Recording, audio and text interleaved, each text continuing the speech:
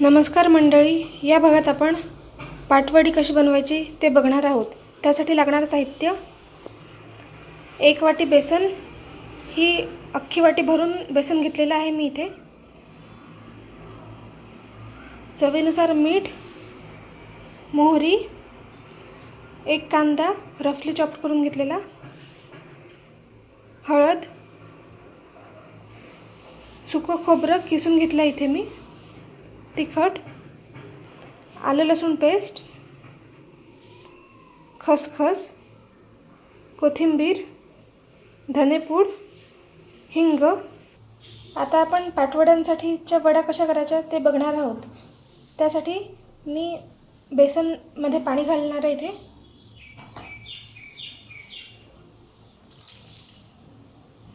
आणि स्मूथ असं मिक्सचर बनवून घ्यायचं आहे आपल्याला बेसनाचं। आपण बेसनाची स्मूथ पेस्ट करून घेतली आहे। त्यात आता चवीनुसार मीठ, तिखट,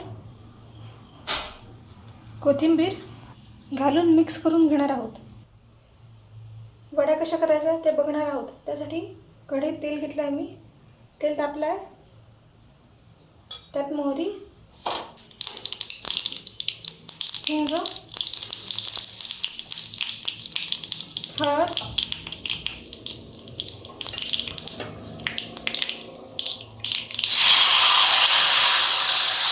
पाणी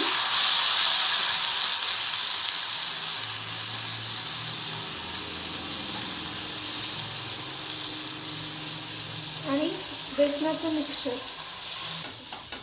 आता मिक्सचरच्या गुठळ्या होणार नाहीत, तसेच बेसन शिजेल असं आपल्याला हे पीठ शिजवून घ्यायचं आहे। बेसन चांगलं एकजीव करून ते चांगलं घट्ट करून घ्यायचं आहे। आणि ते करण्यापूर्वी आपण या ताटाला तेल लावून घेतलं आहे, यावर आपण बेसनाच्या वड्या थापणार आहोत।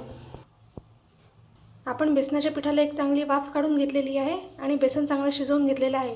आता याच्या वड्या थापणार आहोत। त्यासाठी हे पीठ आपण तेल लावलेल्या ताटात ओतून घेणार आहोत। मी बेसन थापून घेतलेलं आहे। हाताला एक तेलाचा हात घेऊन बेसन थापून घ्यायचं आहे।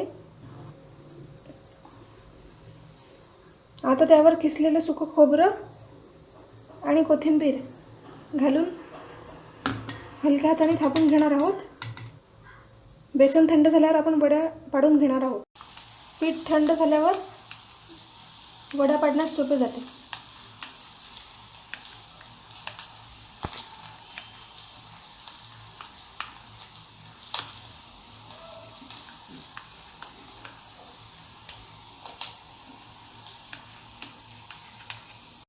आता आपण पाटवडी रस्सा कसा करायचा ते बघू। त्यासाठी मी कढईत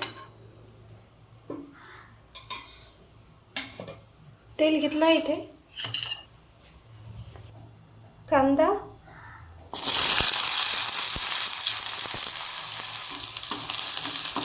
इथे कांदा परतून झाला आहे आपला। त्यात आपण खोबरं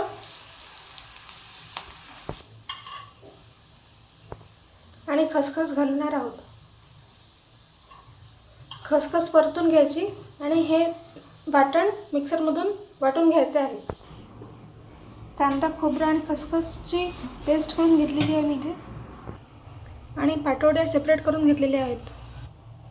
पातवडी रस्स्यासाठी आता मी कढईमध्ये तेल घेतलं आहे,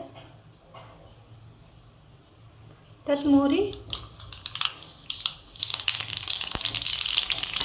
आलं लसूण पेस्ट, हळद, तिखट, धनेपूड,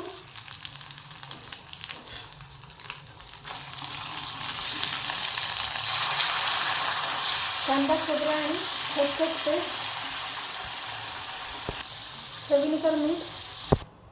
मसाल्यातून तेल सुटेपर्यंत आपल्याला मसाला शिजवून घ्यायचा आहे। आपल्या पाटवडीच्या रस्स्याला तेल सुटायला सुरुवात झाली आहे। आता यात आपण पाणी घालू आणि एक उकळी काढून घेऊ। पाटवडी रस्स्याला उकळी आलेली आहे। आता आपण पाटवडी रस्स्यात सोडणार आहोत।